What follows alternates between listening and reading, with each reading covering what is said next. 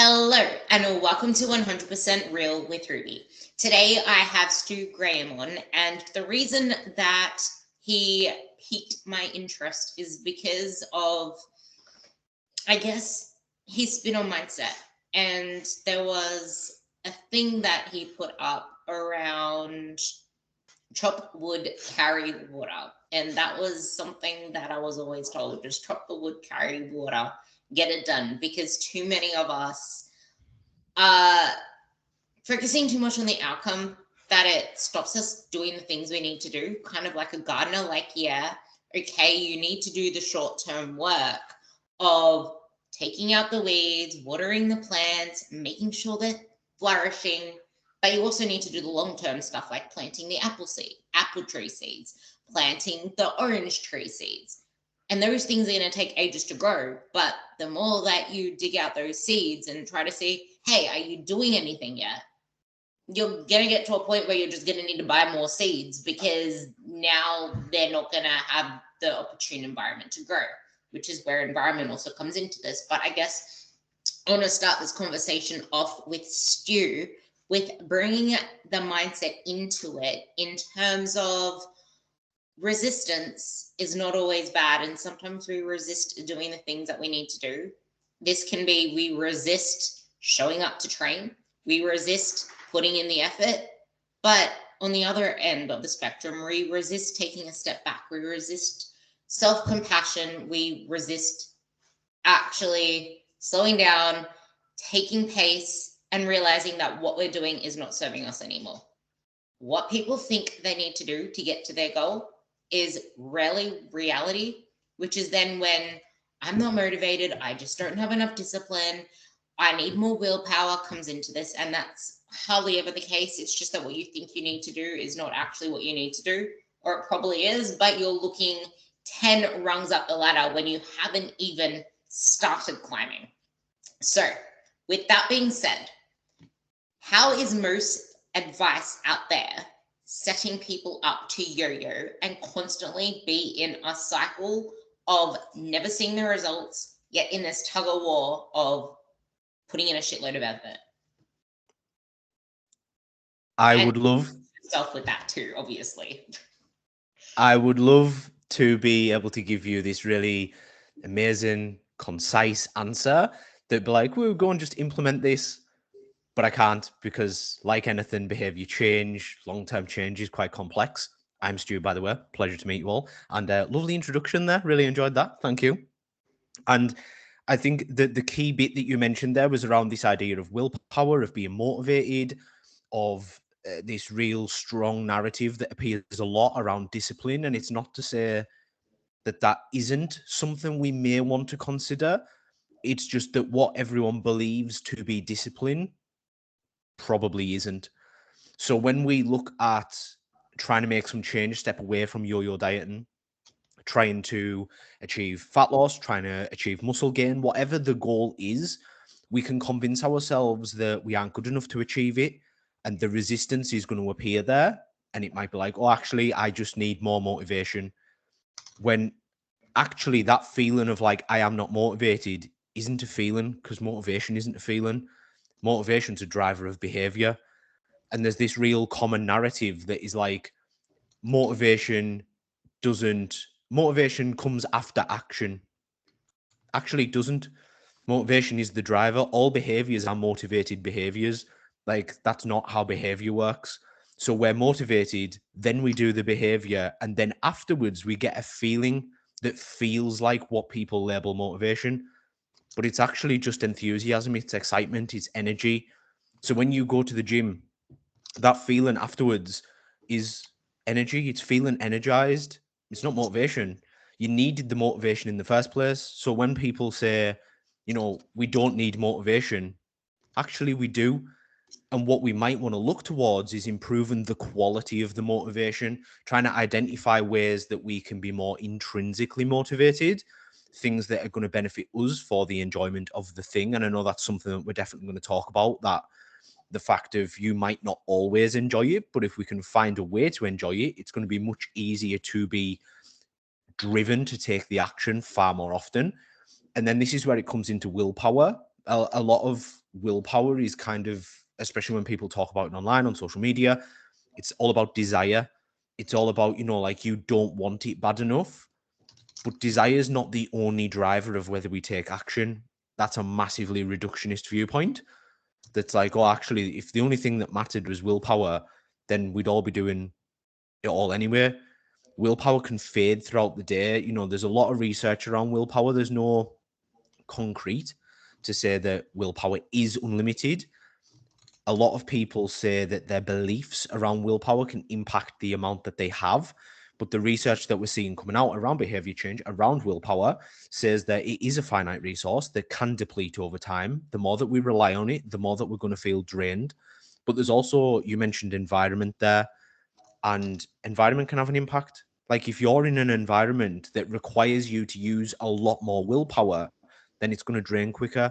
If you're not in a energized state, if you haven't slept well, if you're super stressed, if you're ill, it's going to be much harder to do the things.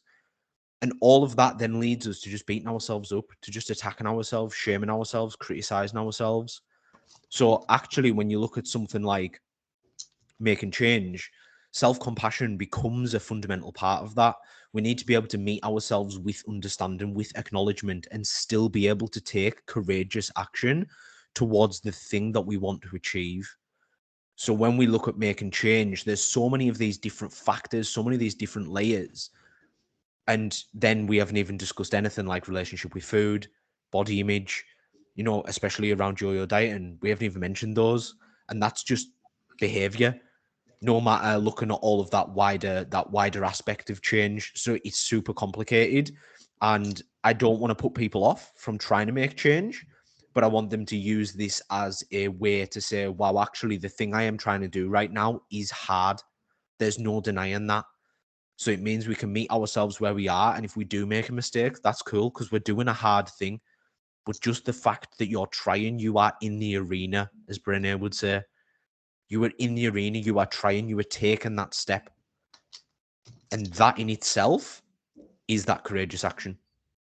You can't get any points on the board if you're not on the field playing the game. And I feel like too many people are waiting on the sidelines for the perfect time, or even worse, they're too busy watching the scoreboard. They're not actually playing, they're not taking the shots. And the scoreboard is the scale. The scoreboard is you taking progress photos and trying to compare them week after week, which are two of my biggest icks. Like, stop comparing your photos week to week. Stop staring at the scale. Stop waiting for the magical moment where everything is finally going to be fixed because you hit this magical number. Like, yes, it serves you to a point.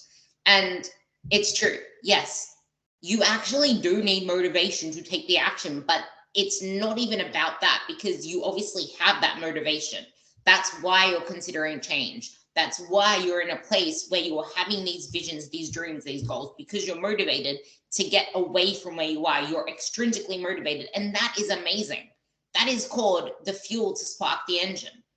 But just like a fat loss phase, you don't want to let it overstay its welcome. You want it to serve its particular period of time.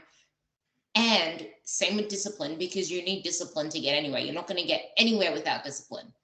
But discipline does not thrive without the environment of self-compassion, because you're not always going to do it. You're not always going to be disciplined. You need to use that discipline, that willpower, that motivation to set you up for success, which, like Stu said, meet yourself with where you're at.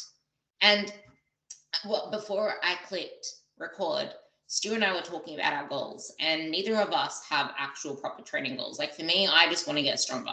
I want a beastly squat and I want a beastly RDL. All I care about is doing the things, AKA focusing on the process, focusing on what indicates or what leads to muscle growth. And what's that? Training past discomfort into, I cannot get this rep. And you look at the film and it's like an 8-second freaking grind.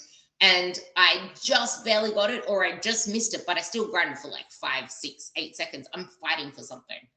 That grit is what's going to get me to where I want to be. I'm focusing on the process, but I do need that driving force that's going to add some fuel to my life, which for me, At the moment, I hate running, but God, I love the feeling after I run. I have resistance every single time I go for a run, but damn, I love just this is where the process comes in. I have one more lap to go. I have 6 more laps to go because on one of the days I run the same lap and it's like 6 or 7 loops to get close to my kilometers, but the other one is for actual time. And every time I look at my watch, it's like, okay, I have this long left. I just need to hit this and then this and then this. And it's like you're setting check marks along the way. It's kind of different with your physique. And this is kind of where I want you to talk about what you alluded to before. Whereas with your physique, there's never really a getting there because it is your whole life's process. And that is why it is so important to set these check marks. But those check marks, when you zoom out, it's more than just the scale. And I know you put up a photo before about how much change can you make in 6 weeks. It was the one with your hot air balloon. You can make a lot of changes in 6 weeks, but they're not going to be the ones you think you're going to make. And if you put so much pressure on yourself to make those particular changes and you don't see those changes happening, all of a sudden you're going to say the process isn't working. But you're not seeing what the seed is doing under the dirt. You won't know discipline isn't bad. It's how the tool is used, and that's the same here. There is nothing wrong with these metrics that you think will get you there, but everyone's using the tools wrong. I now probably, I think I do. I weigh the same as I did 7 years ago. And I'm pretty sure I weigh about the same as I did in high school when I was mostly made of fat, whereas now I'm mostly made of muscle. And that's the thing, like you'll hover in around about the same when you get to a healthy body size. Obviously, there are people that have excessive body fat to lose. I'll talk on that later.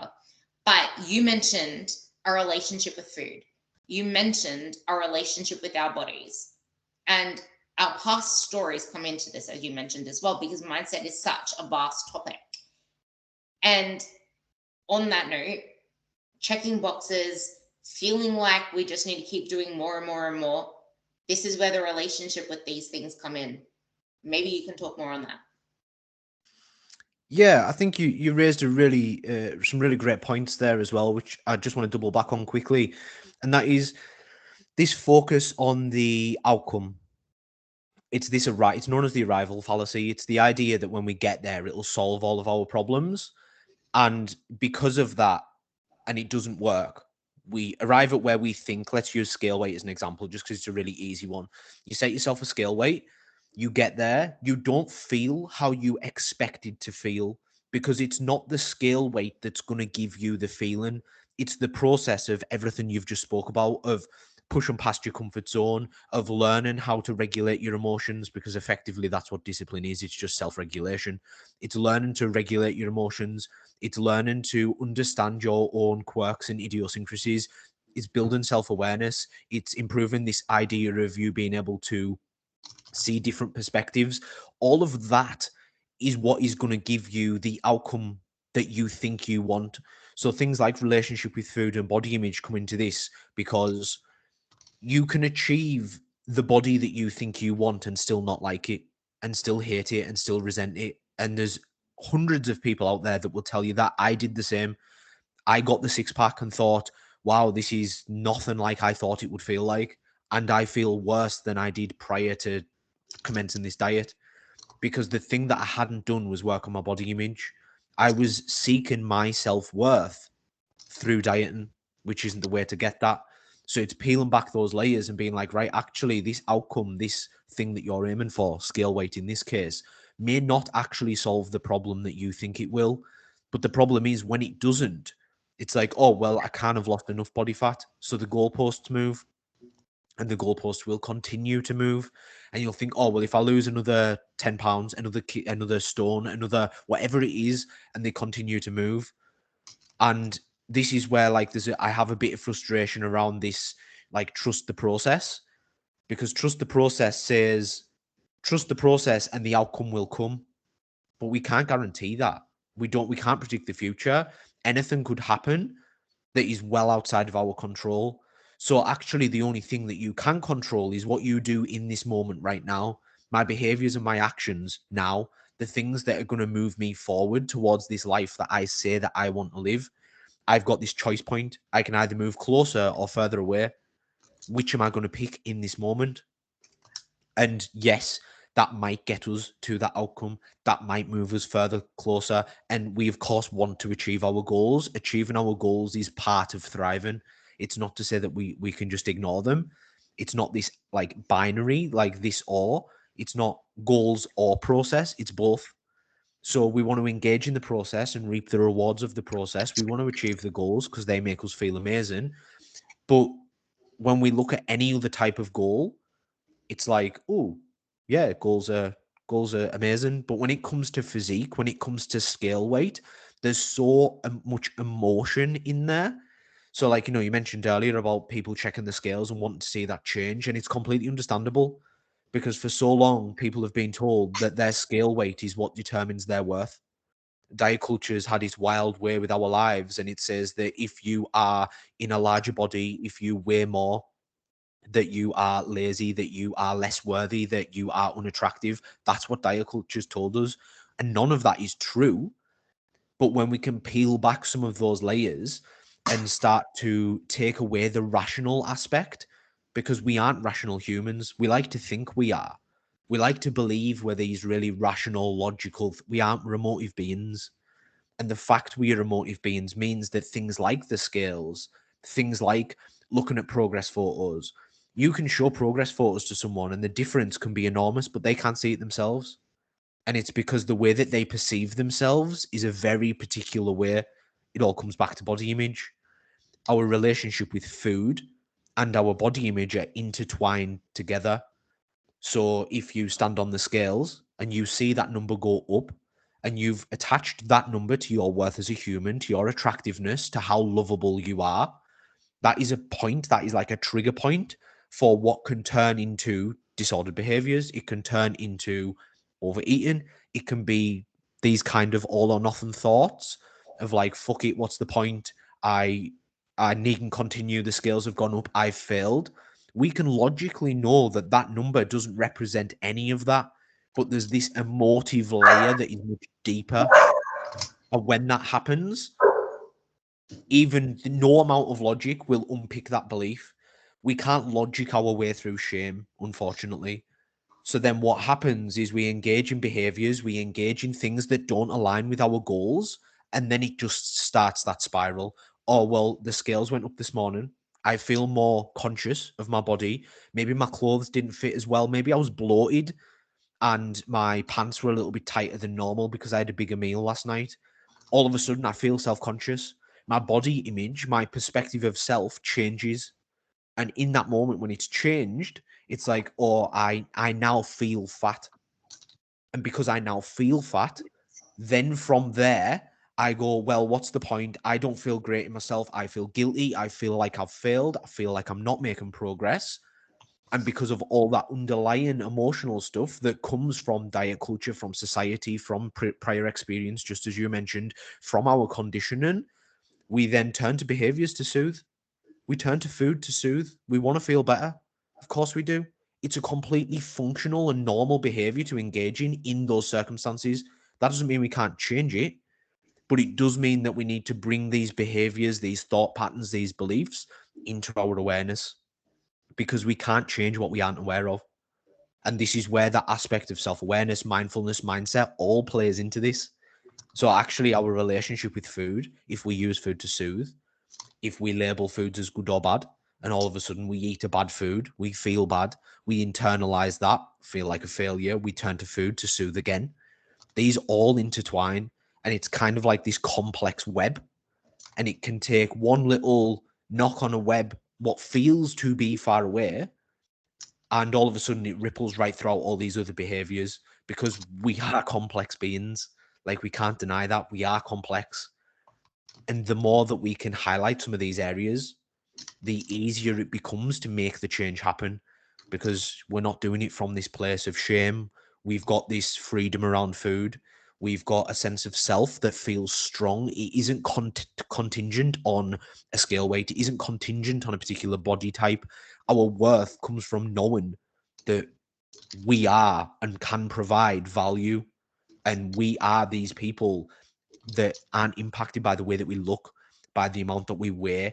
It's starting to let go of some of those beliefs. Of course, we're never going to be perfect. And a lot of these things are on spectrums and will slide up and down in the same way that our body image can be amazing one day and horrific the next. They will move, they will deviate. It's impacted by so many factors. But when you can improve your awareness on those and you can start to question and explore and get curious about some of these beliefs, it can have an enormous impact on the process, which then makes it way easier to get the outcome that you are actually seeking. I love this conversation because we're going back and forth with so many things, and I took so many notes to touch on a few things there. So the first part of what you said with the sense of self, it's also really important to remember that you're not just one sense of self. There are many dimensions of yourself, and the more that you pigeon your hole into one aspect of who you are, the more stuck you're going to be, because you're negating all the other things that make you you, which then leads me into using food to soothe, using alcohol to soothe, abusing exercising as soothing, which I put in my stories today, that so many women are over-exercised but undertrained, underfed and undernourished, underfueled, but overeaten, because so many of us neglect actually focusing away. This is where that whole relationship with your body comes in, because if you're still so focused on how much is my body changing, am I even progressing, all these little yo-yos and debates that you have with yourself, in that trust the process, it's hard to trust a process if you are not doing the actions. And that's why I like to say, yeah, trust the process, but you can't trust the process without aggressive action. You need to be putting in the aggressive action into the direction that you want to go, because then the process is the goal. The progress is not. The progress is a byproduct of you doing the process. Progress is not linear. Progress is not one dimensional, because a lot of people say they're plateaued, but you might be looking at just one little puzzle piece in the whole puzzle where, oh, there was a podcast Stu did on this one, actually. It just clicked. There's like a million cars on the motorway. They're all going forward. Well, they're all facing forward. They're all facing north, to your North Star, because our North Star is the direction. As long as those cars are facing forward, you're good. Some of them, most of them may not be moving, but there might be some that are actually, they have potential to move. They have the ability to move, but they're never going to move if you're so fixated on trying to budge the ones that are not moving, budge the ones that need to just refuel, settle, cool off their engines. If you think about the old motors of the past where the engines warmed up too much and then you have to like let them settle and then go again, you're missing out on potential because you're so fixated on that. Which then comes to, we are too busy trying to make a masterpiece of our bodies when our bodies aren't the masterpiece. Our lives, the lives that we live, are the things that should be made masterpieces, because it's that which adds the context to everything that we're trying to achieve with our health and our fitness. Why are we doing this anyway? Because there is more to it than a scale weight. We're wanting to feel more confident.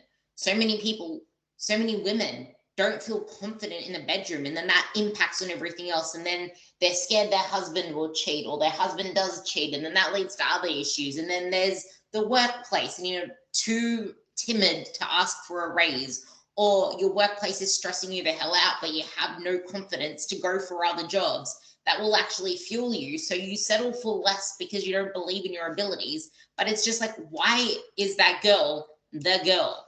Because she does something hard more than often than not. She shows up for herself. She does what she says she's going to do. She doesn't focus on taking up less space and shrinking. She wants to make the most of her life. And this does not mean getting fat, getting all your weight back, going back to where you were before in the discomfort and letting yourself go.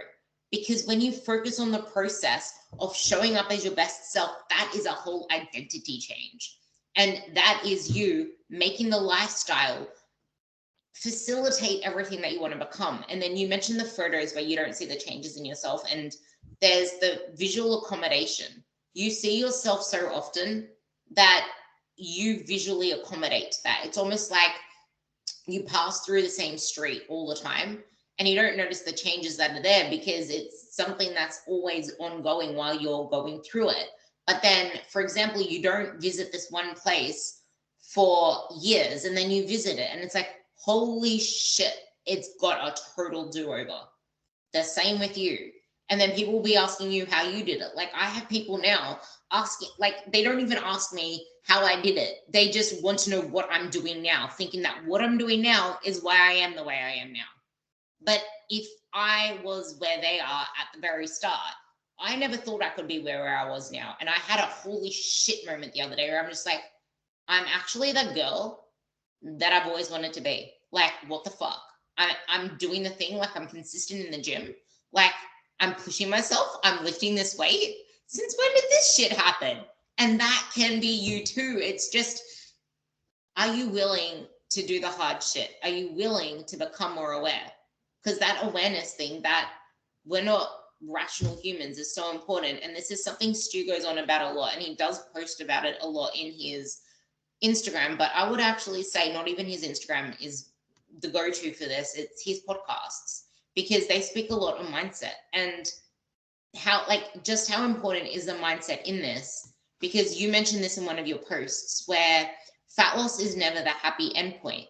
It's part of the process, but a goal usually as a means to a greater goal.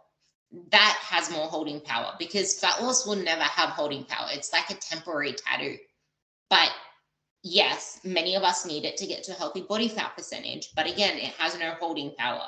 It's on the way to this confidence, this other part of us that fosters a lifestyle of where we are now. Like, trust me, whatever you think is really hard right now is soon going to become so much easier for you, but there are still going to be hard elements there.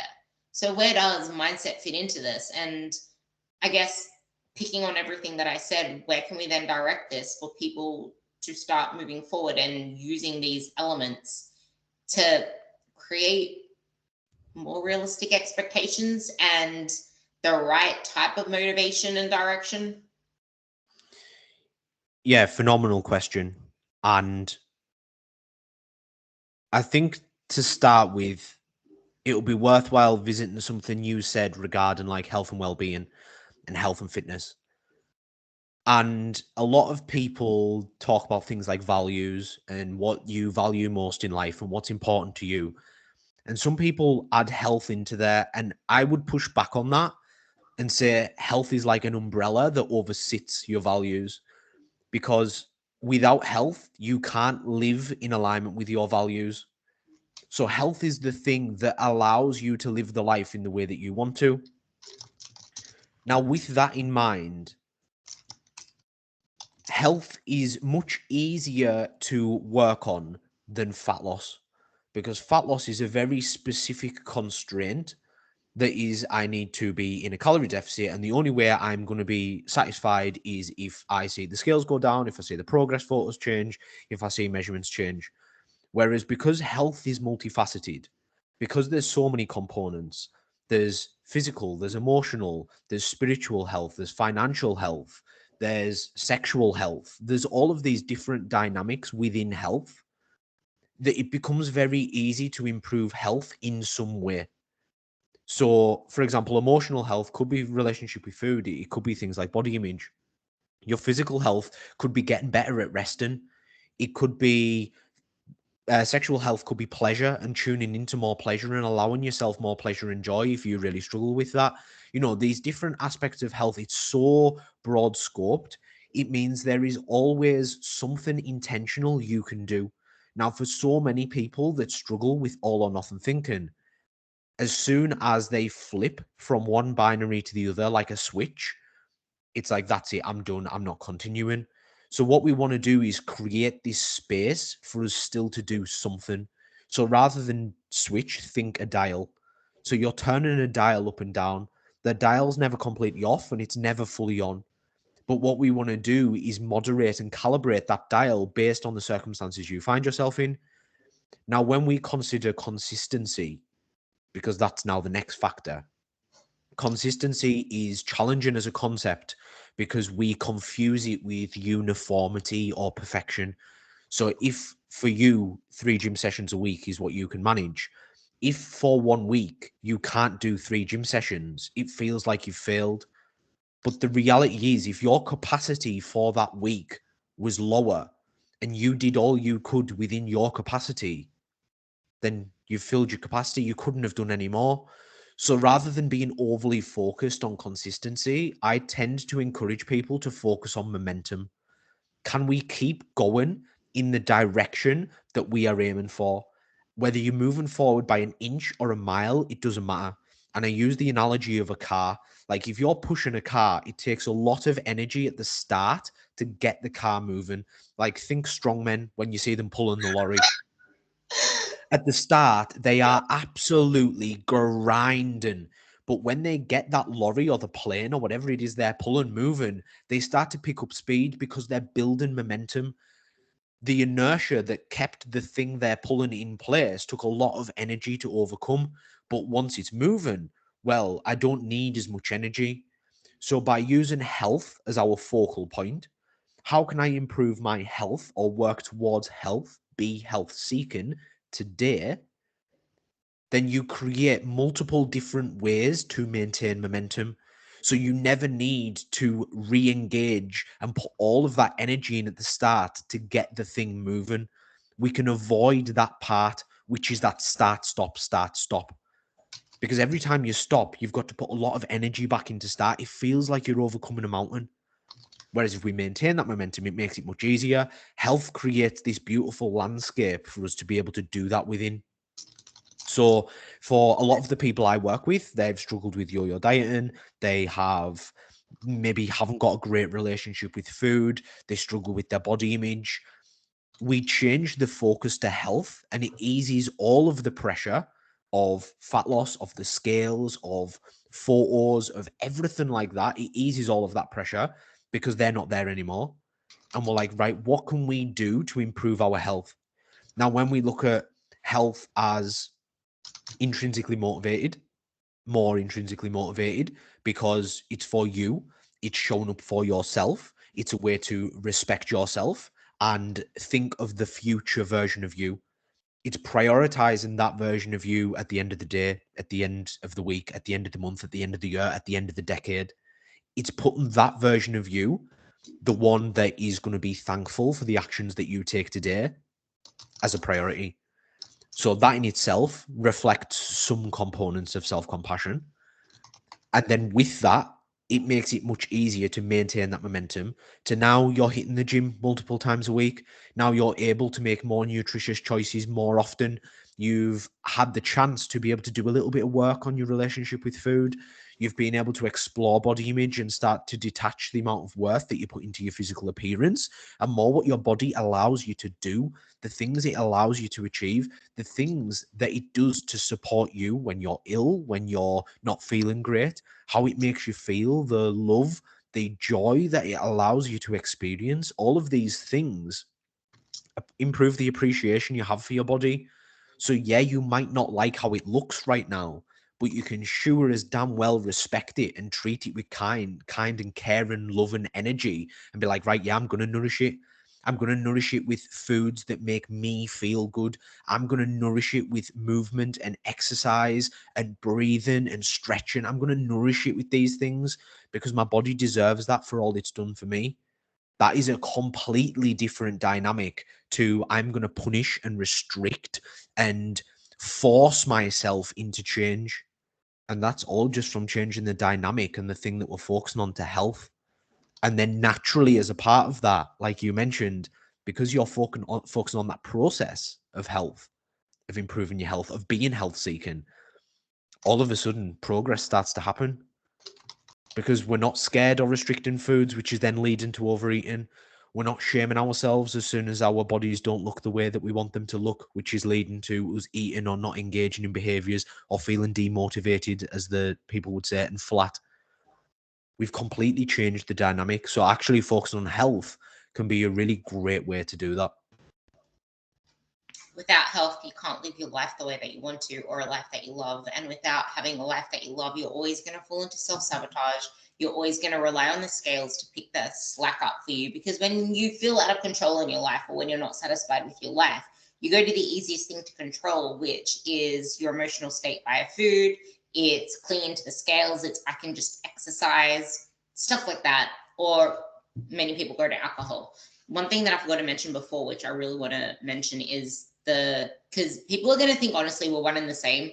One of my really old quotes, it came up in 2017 on my memories today, which is why I laughed, is the strongman analogy, where you just need to keep moving, because as soon as that stops, you're going to have to face that inertia again. Even if you just move at a slower pace, it is keeping the wheels turning on that truck. And trucks take a long time to get started, but they also take a long time to slow down to a stop. So you buy yourself time. But you can get all the progress, make amazing changes, but never even realize how far you've come if you didn't work on the relationship with your body image and yourself and do the inner work. And if your life didn't change in the process too. That was just something that you mentioned, and I really wanted to emphasize that because it's so true. No matter what you achieve, it's never going to be seen by you if you haven't done the inner work, if you don't slow down to see it, if you're always trying to chase new things and not just appreciate how far you've come, which is normal in the human world because we're too busy to even slow down. But where are we even going to? Like, what is the end purpose? Where are we trying to get to? Like, who are you trying to impress? You don't see yourself as you are. You see yourself as how you want others to perceive you. It's not even how others perceive you, it's how you want to be perceived. I don't know whether you read the book, The Scarcity Brain by Michael Esther, but I highly recommend you read it. It's actually really freaking good because it spoke about the ego in that sense as well, in that everything we do is based off how, like, our status in society, and a lot of psychologists never wanted to appreciate the ego as part of it, appreciate wanting to be liked by other people, our social status.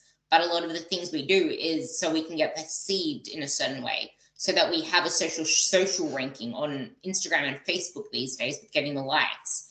And it's a 2023 book, so it did mention that's how people are on Instagram these days. And if you look at the politicians are becoming increasingly crude because that's what's getting the likes and the engagement. So that's what's feeding their drive to keep doing the same things. But back to this conversation, because it's pretty much the same thing anyway, but actually it is the same thing, because then this is where people get trapped into the yo-yo cycle, staying in the diet far past its due date, and then self-sabotaging, gaining more fat, losing metabolism with the fact they've lost muscle, and the fact that they're chronically underfed but overeating, because they just got all of this, like, congratulations on losing weight, but now they're tied to that. What if I stop doing what I'm doing now? I'm going to get it back. I'm going to stop getting the attention that I'm getting now. I'm going to stop feeling as good within myself. I'm going to stop this social status. People are going to ask me what happened to me. Did I let myself go? I'm going to get all the fat back. I'm going to lose my progress. And then it's just a big catastrophe in your head. And I guess you kind of got my crescendo there. But unrealistic expectations, because yes, health seeking, but people seem to think that and body change are two different things. And they seem to think that I'm not human and I'm not on the same path as them, and same as you. It's like, do I not look like someone that wants to improve my physique? Because I do, but it's just like, I'm not chasing physique. It's a byproduct of my actions. It's a byproduct of my identity and how I choose to live my life, which sometimes those choices are really freaking hard, but the more that you try to take on, the harder it's going to be. Meet yourself where you're at. Scale things back. And I have had a couple of clients say to me, but what's the whole point if I'm not really making the changes? And I'm like, that's because you're putting too much pressure on yourself to make such big changes, thinking that you need to make these big moves to make any progress. And so let's just focus on the one thing. What is one thing right now that we can improve on, and just keep focusing on for a month, for 2 months if we have to? Because once we nail that, then we can nail the next thing. Oh, but then it's not going to be worth all the effort. And it's like, well, you not taking action on this one thing is going to keep you exactly where you are now, but worse, because bad habits compound just as much as good habits compound. Back to what I was saying before, because I really want you to focus on this one. They aren't two different things. It's health and physique. A healthy body is a responsive body. But health seeking, yes, I personally love to focus on performance more than anything, because health drives performance. Performance feels good. Performance is something that gives you energy back because you're chasing something that builds you up. You won't have performance if you're underfed. You won't have performance if you're undernourished. You won't have performance if you have ill health, if you're not sleeping properly, if you're not respecting your body, if you're not respecting the promises you make to yourself, if you're not respecting the appointments you should make with yourself to the gym. Fuel and nourishment drives performance, health drives performance. Yes, okay. But performance drives physique. The harder you can perform, the better you can perform, the better your physique. Performance isn't just in the gym, it's also in your life, it's in your relationships. The higher quality sex life you have, the higher quality relationship life you have, the higher quality energy and family life that you have, you're going to be burning more energy in life. You're going to be burning more calories in life. Your metabolism is going to be on fire because you're living a higher level of living. You've now untapped level 10 when you thought you were already living good enough, but you didn't realize that you were still on the volume dial 5. Measures of progress, realities of progress. This is what I want you to talk about now because I want to focus on the scale because everyone's focusing on the scale. Except with the perspective of the scale holds us back, it sets us back. And measures of progress that matter more to us than the scale, I really want you to discuss. And the realities of diminishing returns. The more that you do this thing, the slower the progress becomes. The more you need to take a step outside of yourself and realize, hey, you earned this. The reason why this is slow is because you have leveled up. And if you keep trying to get the same levels of progress as before, the ways that you need to go about that are going to lead you to going back to where you were before instead of continuing to move forward. Yeah, the scales are a really interesting one, just because we have a lot of people online that will say, especially social media, like there's this really trite advice that just doesn't help anyone. Like, oh, just ignore the scales. But I can't ignore the scales because right now they are meaningful to me. And when we see this through the lens of like past experiences, like you've gone to diet clubs and they've told you not to resistance train. This is a really common one in the UK. People are told not to exercise because exercise stops them losing scale weight. And it's like, right, but what's the goal here? Like, what is the benefit of losing body fat? Part of that is also health and well-being to a point. And there's a lot of this where I try and say health seeking, just because there's an acknowledgement that for some people, their health isn't where they want it to be. And they may have had adverse circumstances that have really impacted them. And, you know, they suffer with chronic pain, they suffer with chronic health conditions. And health seeking to those people will look completely different to health seeking to other people who don't suffer with those conditions. But that's okay because you can still work towards your version of health. So I think that was an important sort of piece of clarity that needed thrown in there. But when it comes to the scales, the number is so intertwined with how we feel about them. And consider that you could step away from the scales, never look at them again, and then work towards your goals. The only problem is if you haven't looked at your relationship with the scales and what that number means to you and why it impacts you in the way that it does, then actually, if there's ever a circumstance that comes up where you do need to be weighed, it can start the spiral. And right now, we have a real problem with weight stigma and medical professionals weighing people for completely unrelated medical conditions. Someone goes in with, I've got a cold. Well, we'll weigh you. Oh, you should lose some body fat. Well, actually, this problem that I'm suffering with right now has got nothing to do with that. So in those moments, you can see how it'd be easy to stand on the scales, to be judged, to be shamed for your weight, and then that to start the spiral again, which again could start the yo-yo.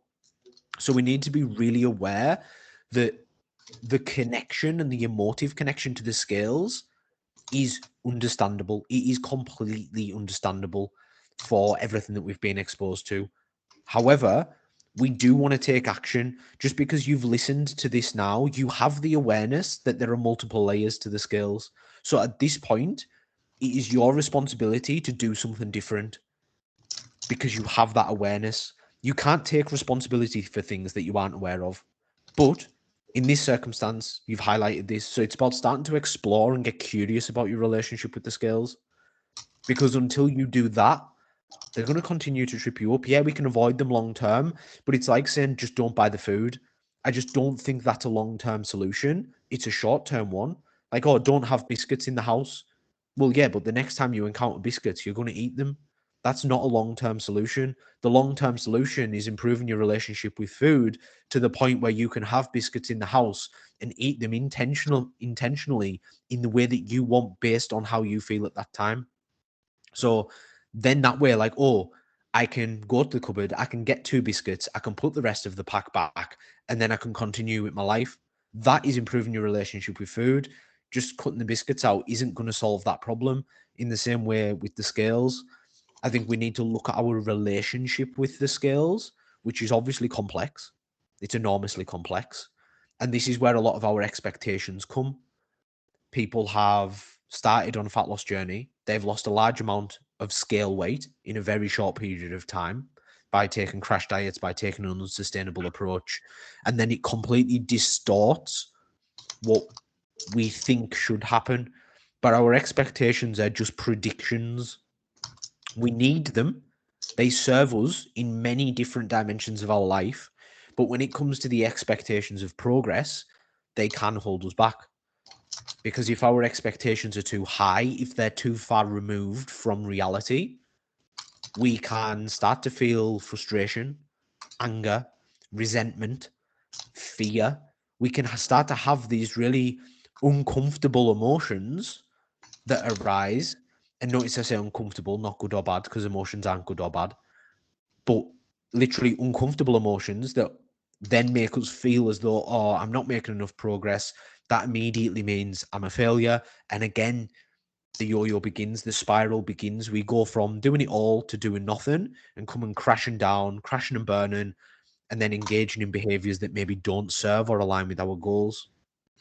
So checking in on those expectations and being like, can we bring these expectations more in alignment with reality? Can we, and again, an emotive aspect to this, of course there is, but can we lower those expectations and then instead raise our bar of averages over time? Now that works for training sessions, that works for steps, that works for everything else, but the scales are a different beast because they aren't in your control. You could do absolutely every single thing, right? You could tick every box. You mentioned before about things being tick boxes. You could tick every box, every single box. You could do it all. That scale can still go up. Giving your power away to those scales in that way is just robbing you of energy. It's robbing you of this feeling that you can change things. You lose your agency, you lose your autonomy. Like, of course, you don't feel like hopeful, you feel helpless because the scales are taking that away from you because you're giving it all to the scales. You're basing how you feel that day on whether that scale moves or not. And I don't know about you, but I don't want to live my life like that. I don't want to live my life where I'm giving away my power. And if you know, if we look at power as a potential to make change happen, power is capacity to make change. The more power we have, the more capacity we have to make change happen. So the more that we can reclaim, whether that's through the scales and reclaiming it from the scales, whether that's reclaiming it from food and empowering ourselves to make decisions that matter to us, that are aligned with our goals, that don't feel restricted, but giving ourselves that autonomy to say, I can have the chocolate. I'm allowed because I'm an adult and I can make my own decisions. I can have that, but I'm going to choose not to because right now I'm working towards this goal. Or right now, that's not going to serve me. That's not going to soothe me in the way that I think it will. And there's probably going to be a time where it will because we can use food to soothe. We don't need to eliminate emotional eating, minimize it, sure. But if we can be intentional when we emotionally eat, that's much more aligned with complete health and well-being. Can we reclaim some of this power? And the scales are one. So when we look at progress and expectations of progress and like, oh, I'm going to lose 20 pounds in the next 6 weeks, you can't control that outcome. You've got no control over that. Let's focus on the things that we can control. And it's like, there's an analogy that I often use. And it's like, when you look at your finger, if you stare really hard at your finger, everything else becomes blurry in the background. Well, that's like the scales. When you stare at the scales and you're only focused on the scales, you miss everything else that's going on in your life. You miss all the wins, all the increased energy, the increased libido. You miss the improved sleep, the fact that you feel better on a day-to-day basis. You've got more focus at work. You've got more concentration. You've got more energy. You're able to show up differently in your life. You're able to act in alignment with the things that are most meaningful to you. You can play with your kids in the park. You can play football with them. You can take the dog on longer walks. You can go on holiday and travel and do all the things that you want to do. You miss all of that because you're looking at a number. You're hyper focused. Whereas if we're able to just keep our finger in the foreground and focus on everything else, our finger goes blurry. It's much less important to us. It's not in that focal perspective. So sometimes we do just need to zoom out and try and see that bigger picture. That's when you become an empty shell, just chasing things. Like, you've totally lost the context, you've lost the meaning, you've lost why you've actually started the whole thing. And awareness, people don't realize that just becoming more aware, even if you do the same sabotaging habit again, stopping yourself and being more aware of it, and every single time increasing that awareness, increasing the context of that awareness, that is a win. Like, if you keep sabotaging yourself for still doing the thing, you're just going to suffer twice, suffer 3 times, and keep repeating it, versus how can I use this to improve?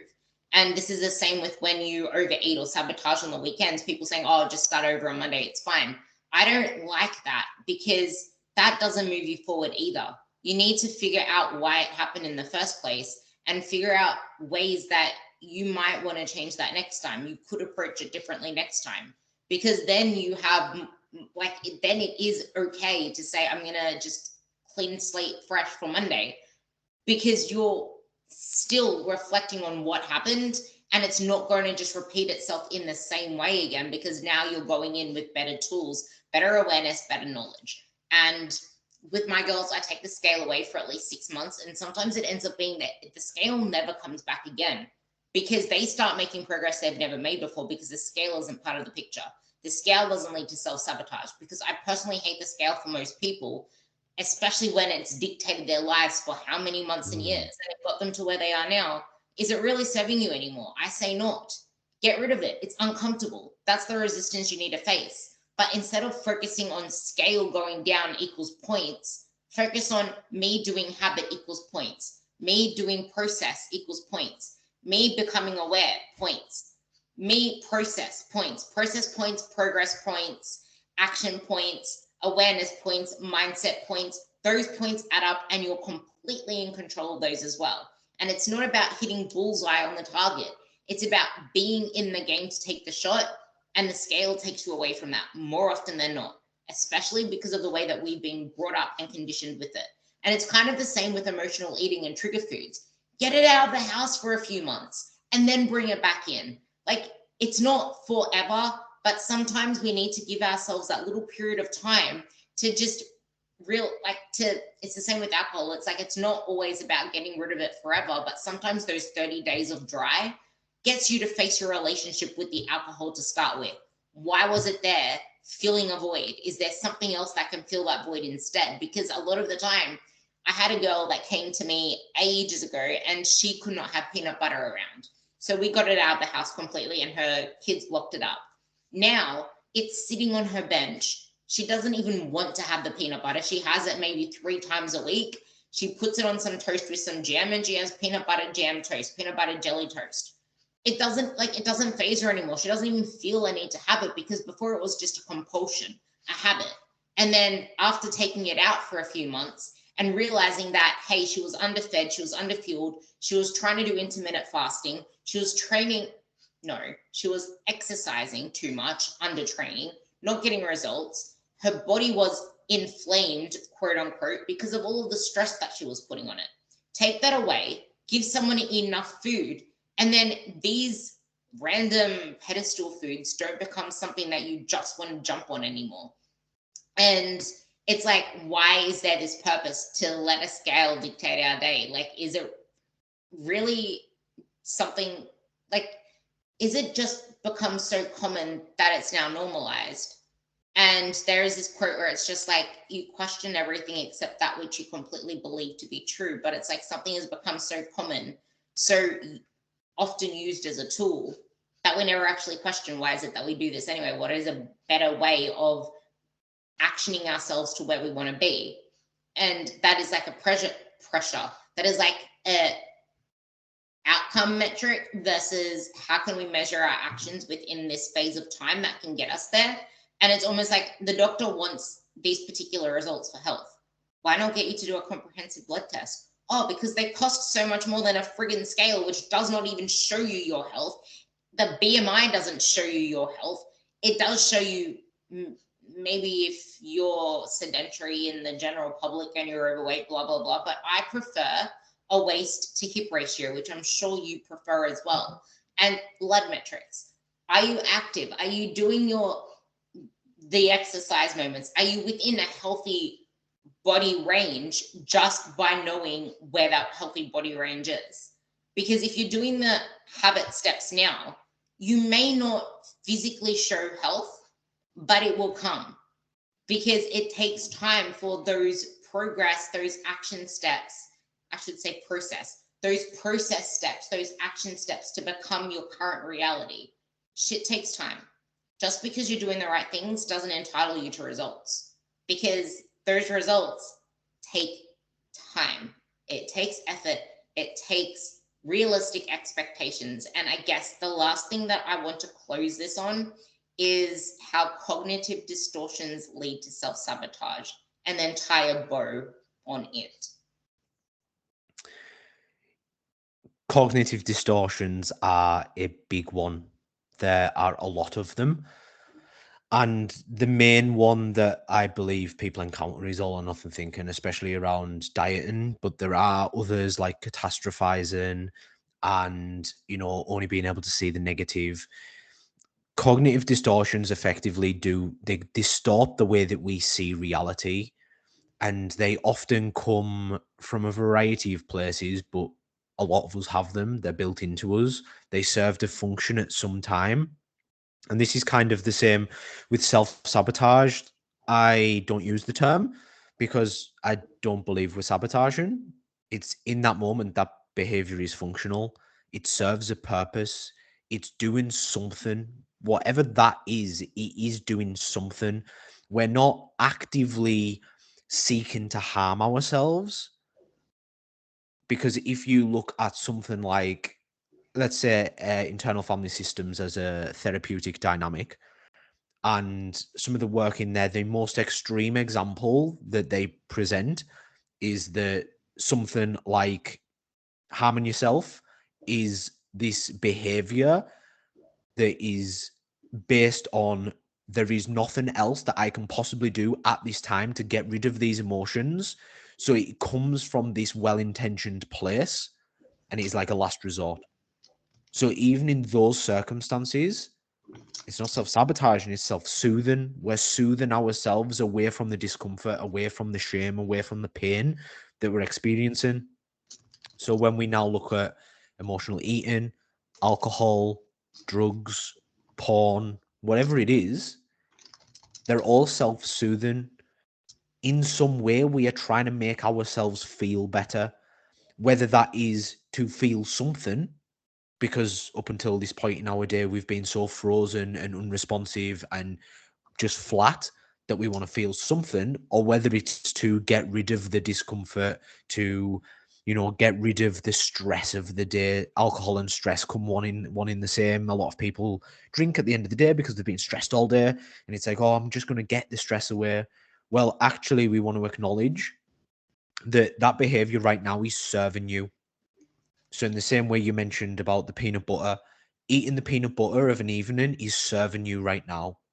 How is it serving you? What function is it playing? well, actually, after a super stressful day, the kids have been running around. They've all been knobheads. They've absolutely pissed us off. I'm at the absolute end of my tether. Yeah, great. That we've identified what that behavior is serving. So now imagine that you're on a set of monkey bars. You can't let go of the monkey bar that you've got a hold of until you've got a firm hold of the next one. Because if you do, you fall, which is where this all or nothing thinking comes in. So when you let go of that monkey bar, you crash. So what we want to do is create a toolbox of strategies for when these moments happen, whether that's you being impacted by a cognitive distortion, such as all or nothing thinking or catastrophizing, or a self-soothing behavior, something that is helping you in that moment. What else can we do at this time? What else would give you the same sensations, the same feelings that that behavior does now currently give you? So, for example, with alcohol, it could be I want to de-stress, right? Can we insert a breathwork practice? Can we go for a little walk? Can we do some like just some body shaking, just something that relieves you of a little bit of that stress. Maybe a workout, if you don't currently train, would fit that bill. Maybe that would be something. But we want to diversify our toolbox. We don't ever want to be reliant on only one tool within that toolbox, because that over reliance is what got us to the situation in the first place. We want to diversify the tools that we've got available. We want to make sure that the tools aren't just generic, do this, do that. We need to explore your felt sense of that tool and get curious about how that serves you. If it doesn't, try something else. It's why people will say everyone must journal. No, everyone mustn't journal, because journaling doesn't work for some people. It's actually enormously triggering and leaves people to end up spiraling and ruminating. So journaling doesn't work for everyone. It's like, all right, okay. So let's find the tools that work for you, that are effective for you, that we do through curiosity, a bit like an experiment, treat it like a science experiment. We have a theory. Journaling may help with my emotional eating. Right. Let's test it out.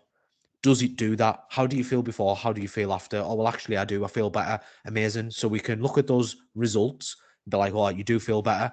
Right. Now let's try this. Does that help more? Oh, yeah, actually, it does. When I'm way more intentional with journaling, when I take a few breaths before, when I put some nice music on, when I sit myself down, oh, that's even more effective. Amazing. Our new hypothesis was, will journaling be more effective if I do it in XYZ way? The answer is yes. Great. We found a tool for you that works at this moment in time. We're dynamic beings. We change. What works for us might not work for us. Journaling, I stopped journaling some time ago because it had lost all that intention. It wasn't serving me anymore. So I've gone to a different practice. And it's being able to have that awareness to say, like, oh, actually, this maybe isn't serving me anymore, in the same way that emotional eating might not be serving you anymore. Oh, it's not serving me right now. Let's identify a new monkey bar for you to get a hold on. You can get a firm hold on it before we need to let go of that old one, because that old one feels safe. It feels comfortable. It's why you always go back to it, because it's known, it's certain. I know that when I eat food, I will feel better.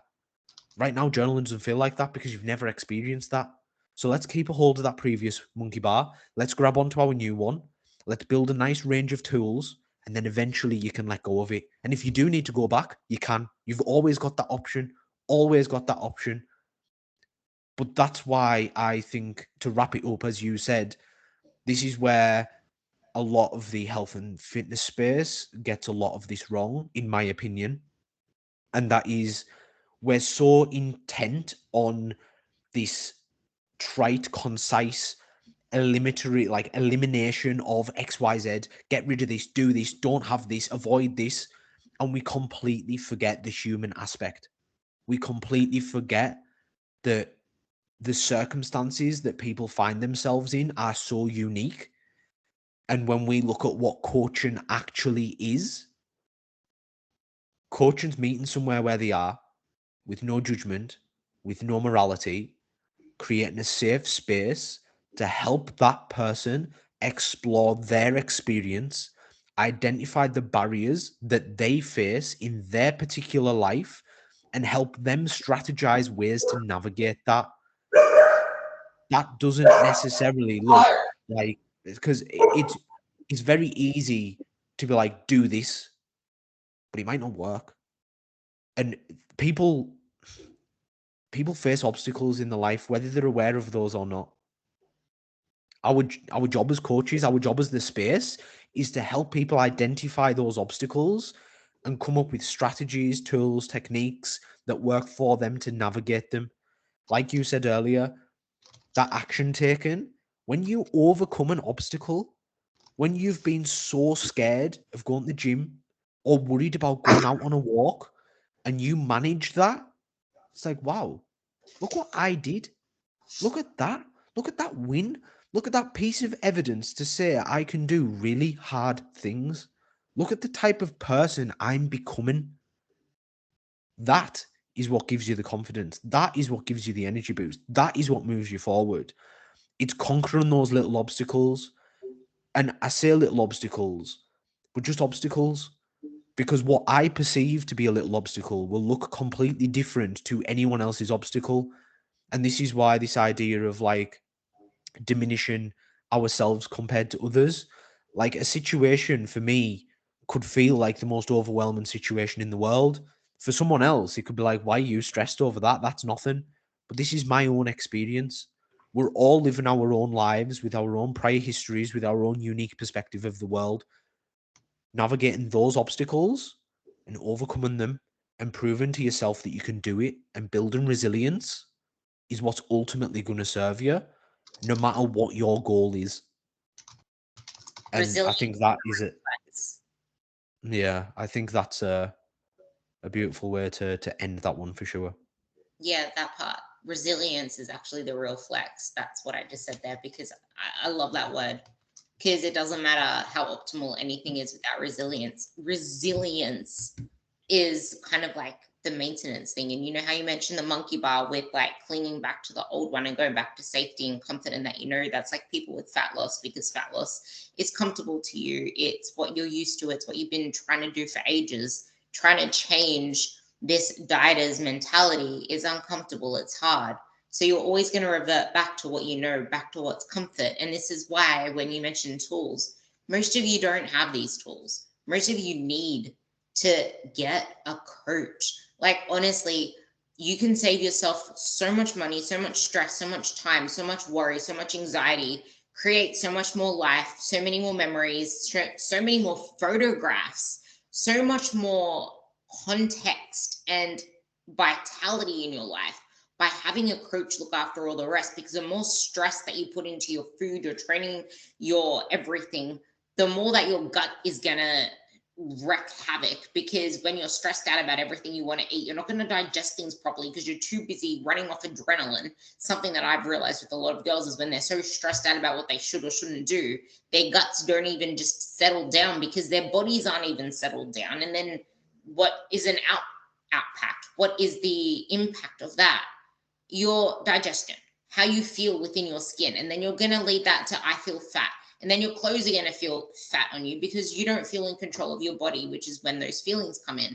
So they're tools you may not have, but they're tools that you can learn how to use. They're tools that you can add to your toolbox by getting a coach. And then you might realize that you love the coach just taking care of that toolbox for you. And then you just hammering away, chopping the wood, carrying the water, and letting them just give you the water, give you the trees, tell you where to go in the forest to chop the wood, carry the water. You're still the one that needs to do the work.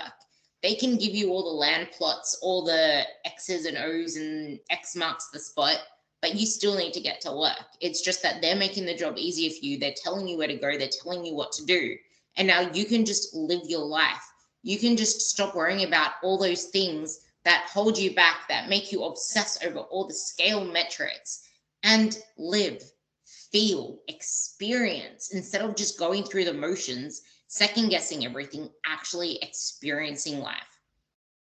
One last thing you mentioned that I want to tie your part off with before we end this is, okay, context. A tool may be good, bad, but it could be really bad, but it might be really good in other contexts. That's the thing. It's just like journaling, where you mentioned it served you at a point and now you went to another modality, but the purpose is still the same. It's almost like if I'm unable to get in X, What is it that I was actually doing X for, and what can I do instead to get the same meaning out of it, the same purpose? If you can't go to the gym one day, what is the actual purpose of that? Movement. Okay, cool. It's not going to get the same results, but the thing is, it's what you do the majority of the time, and you're still upholding your end of the bargain of, I got in some movement today. It's not all or nothing. I'm not going to catastrophize over it. I went for a 30-minute walk. I did movement. Whereas so many people, like, I failed, I screwed up, I didn't do my exercise sessions. Okay, well, let's stop thinking about exercise sessions in terms of training and start thinking of it in terms of movement. How can you get in movement when you can't get in exercise sessions? Yes, exercise sessions are your green light, but what can be the orange light? Or even it's what's good enough, what's better, what's your best? You always need to set your good enoughs, because you can't always perform at your bests, and you can't always perform at your betters, because life happens. Kids happen. Stress happens. This whole podcast has been about realistic expectations, building awareness. Those two things are the biggest wins. You may not see it as such because they don't feel tangible, but nothing will lay on permanent ground without the ground being there, because it's just gonna fuddle off into the universe and then float away. The ground is exactly what we just mentioned: awareness and realistic expectations. Yeah. Solid Yeah, foundations. Can't build a house with no foundations. exactly that. So with that, what is the name of your podcast, and where can people find you?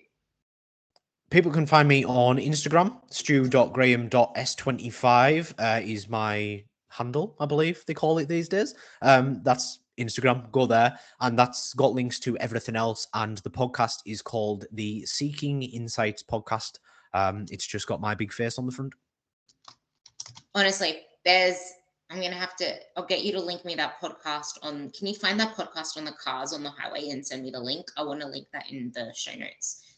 It was a really good podcast. Listen to it, save it into your playlist. If you're listening to this on whatever platform, just save it into your playlist or copy paste it into your notes and come back to it later, because you'll hear that it's a lot of what Ruby says, and it's a different perspective on the way that I say it, but it's amazing. So with that, thank you so much for coming on, and I hope you guys got a lot out of this, and take some notes for what does progress mean to you?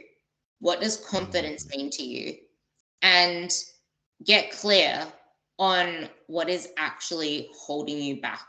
Because like Stu said, you cannot change anything that you are unaware of. It's almost kind of like the get clear on the barriers to change and make them specific, because you can't tackle a problem if you don't know what that problem is.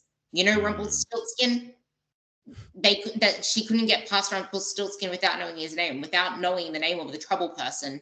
They couldn't get through. So know exactly what the devil is that you're facing. Get to know it. Get to nourish that relationship with it in whatever sense, because then you can actually walk it out the door and continue on with your life. Stop fighting it. Walk it out the door. A huge thank you to you for having me on. It's been an absolute pleasure chatting about all things that I love. So I've thoroughly enjoyed myself. And I think you've done a phenomenal job of wrapping that up there as well. Yeah, I will talk to you guys later. You'll hear me later. And please leave a rating on this podcast and go and let Stu know if there was anything at all in here that resonated with you. And you will hear me on the next podcast. Bye.